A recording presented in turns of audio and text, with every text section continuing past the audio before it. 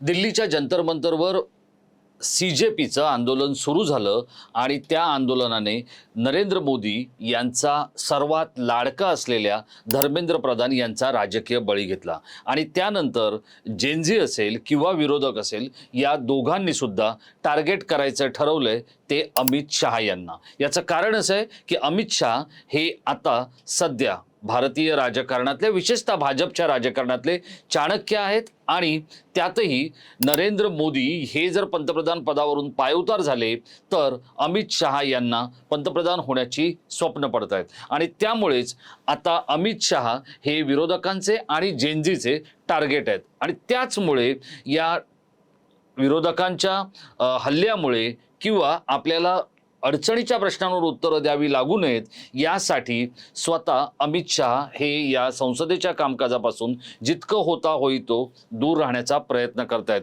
आता त्यांनी काल एक भाषण केलेलं आहे पण त्या भाषणाचे आणि अमित शहा यांना घेरण्याचे काय अर्थ आहेत आपण संक्षिप्त स्वरूपात समजून घेऊया।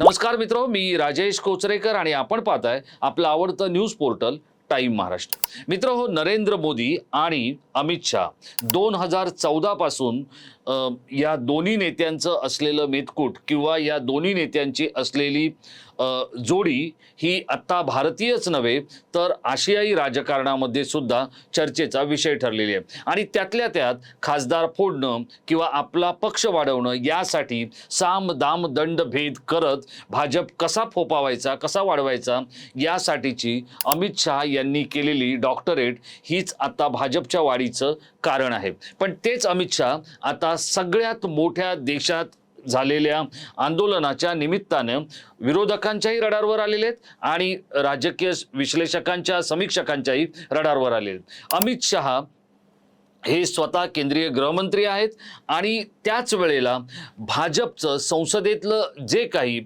कामकाज आहे किंवा संसदेतली जी रणनीती आहे, संसदेतले जे काही डावपेच आहेत त्या सगळ्याचे एकमेव नियंत्रक आहेत आणि ते आहेत अमित शहा। या अमित शहा यांना घेरण्याचा प्रयत्न विरोधकांनी केला आहे।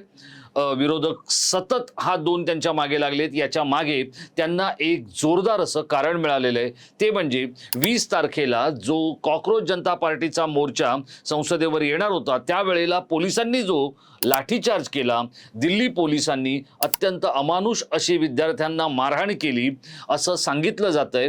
त्याचं कारण सुद्धा तितकंच होतं।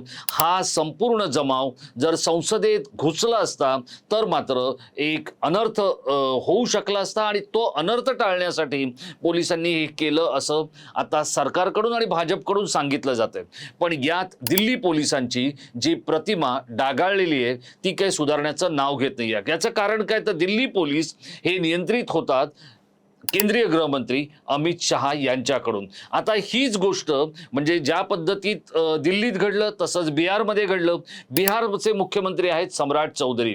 सम्राट चौधरी हे अत्यंत वादग्रस्त असे नेते आहेत पण ते अमित शहा यांचे निष्ठावंत आहेत। अमित शहा यांच्याशी ते प्रचंड जवळीक साधलेले असे नेते आहेत आणि त्यामुळे त्या बिहारच्या पोलिसांनी केलेला जो लाठीचार्ज आहे त्याबद्दल सम्राट चौधरींना जबाबदार ठरवलं जात आहे। सम्राट चौधरी म्हणजेच अमित शहा यांचा आदेश मानणारा नेता असं त्यांचं वर्णन करता येऊ शकतं। आता ज्या वेळेला मुंबईमध्ये 900 मुलांवर कारवाई सुरू झाली किंवा 900 तरुणांना पोलिसांनी नोटिसा पाठवल्या, त्यांच्या मागे पोलीस अक्षरशः हात धुवून लागले, तीच गोष्ट बिहारमध्ये सुद्धा झालेली आहे। बिहारमध्ये 652 लोकांवर कारवाई झालेली आहे। आता या सगळ्या गोष्टी होत असताना ज्या वेळेला धर्मेंद्र प्रधान यांचा राजीनामा झाला तेव्हा सरकारने असं सांगितलं होतं की गृह मंत्रालयाकडून किंवा पोलिसांकडून तरुणांची छळवणूक किंवा तरुणांना त्रास देणं त्यांच्यावर कारवाई करणं होणार नाही, पण प्रत्यक्षात उलटच घडत होतं।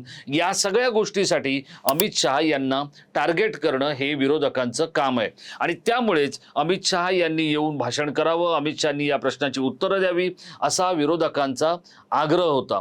आता या सगळ्या गोष्टीच्या साठी गुरुवारी अमित शहा यांचं भाषण संसदेत झालं, पण त्याआधी जेव्हापासून हे आंदोलन सुरू झालं तेव्हापासून विरोधक शोधत होते ते अमित शहा यांना. विरोधकांना आपल्या रडारवर घ्यायचं होतं, तेच भाजपच्या चाणक्याला. पण या सगळ्या गोष्टी होत असताना अमित शहा यांचा जो दृष्टिक्षेप आहे किंवा त्यांची जी नजर लागून राहिली होती ती कशावर, तर नारी शक्ती विधेयक जे आहे ते संसदेत आणायचे.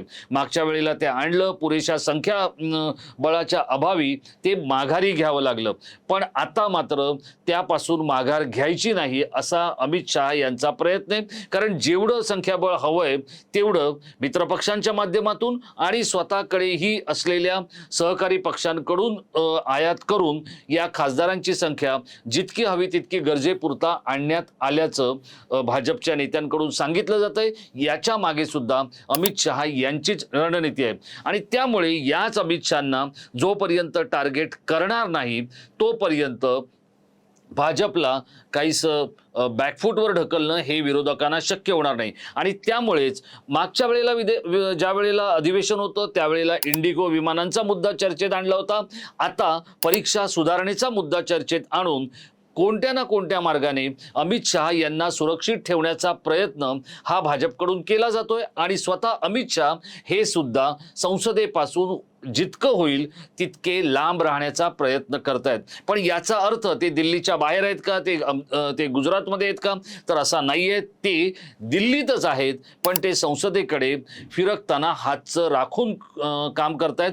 आज सुद्धा म्हणजे शुक्रवारी सकाळी संसदेच्या बाहेर खूप जोरात आंदोलन करण्यात आलं होतं विरोधकांकडून आणि त्यासाठी प्रतिकात्मक असा राम मंदिराच्या जो दान चोरीचा मुद्दा आहे किंवा दानद्रोहीचा रामद्रोहाचा जो मुद्दा आहे तो सुद्धा तिथे विरोधकांकडून मांडण्यात आला.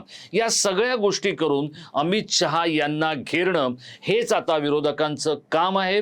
आणि त्यामध्ये जर आपण पाहिलं तर ज्या पद्धतीचा सहभाग हा संसदेमध्ये अमित शहा यांचा असायला हवा तो या अधिवेशनामध्ये आपल्याला दिसत नाहीये. याचं कारण स्वतः अमित शहा यांना सुद्धा माहिती आहे की आपल्या खात्याच्या मार्फत होणारं जे कामकाज आहे किंवा पोलिसांनी केलेला जो लाठीचार्ज आहे तो जर आपण संसदेमध्ये झेलायला गेलो किंवा त्या संदर्भात काही बोलायला गेलो तर आपली यथेच्छ धुलाई होणार आहे.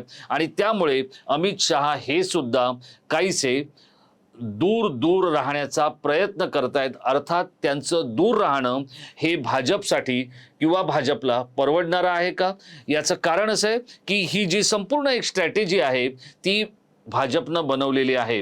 प्रत्येक अधिवेशनामध्ये एक असा मुद्दा आणला जातो की किंवा एखाद दुसरा आणखी मुद्दा त्याच्याबरोबर असतो की ज्या मुद्द्यामुळे प्रत्यक्षात विरोधकांना त्यावर बोलणंच भाग पडेल. मागच्या वेळेला इंडिगो विमानांच्या संदर्भातला मुद्दा आणला आणि नारी विधेयक हे तरी फसफसलं. पण आता मात्र नारी विधेयक जर संमत करून घ्यायचं असेल, मंजूर करून घ्यायचं असेल तर अमित शहा यांची रणनीती आणि भाजपचं सदनामधला आत्मविश्वास याच्या मध्ये कुठे अमित शहा हे अडकू नयेत यासाठीचा प्रयत्न केला जातोय. आणि त्यामुळेच नारी शक्ती विधेयक आणून येणाऱ्या पुढील लोकसभेसाठी जो काय सीमांकनाचा मुद्दा आहे किंवा डिलिमिटेशनचा जो मुद्दा आहे त्यावरती काम करण्याचा प्रयत्न हा भाजपकडून सुरू झालाय. आणि त्याचे सगळ्यात महत्त्वाचे भिडू आहेत ते अमित शहा. आणि त्यामुळेच विरोधकांनी अमित शहा यांना टार्गेट करायचं ठरवलेलं आहे. उद्या अमित शहा शनिवारी पुण्यामध्ये येत आहेत. तिथे सुद्धा अमित शहा यांच्या विरोधात आंदोलन होईल. पुणेकर त्यांचा निषेध करतील असं संजय राऊत म्हणतायत. पण ते येत आहेत जो लोकमान्य टिळकांच्या नावाने दिलेला पुरस्कार आहे तो देण्यासाठी आणि तो अजित डोवाल यांना मिळालेला आहे. अजित डोवाल हे सुद्धा मोदी आणि शहा यांचे अत्यंत निकटवर्तीय समजले जातात. विशेषतः ते जरी मोदींचे निकटवर्तीय असले तरी अमित शहा यांच्या एकूणच कामकाजामध्ये अजित डोवाल यांचं खूप मोठं योगदान आहे. आणि त्यामुळे शहा आणि डोवाल ही जोडी आपल्याला पुण्यामध्ये सुद्धा एकत्र आलेली बघायला मिळणार आहे. पण ही जोडी एकत्र असणं हा वेगळा भाग आहे आणि अमित शहा यांनी या सगळ्या गोष्टी एकांड्या शिलेदारासारख्या स्वतःवर झेलणं हा दुसरा भाग आहे. संसदेतल्या विरोधकांनी अमित शहा यांना पुरतं भंडावून सोडलेलं आहे आणि त्यामुळेच अमित शहा हे बॅकफूटवर खेळत आहेत असंच या अधिवेशनामध्ये आपल्याला बघायला मिळतंय.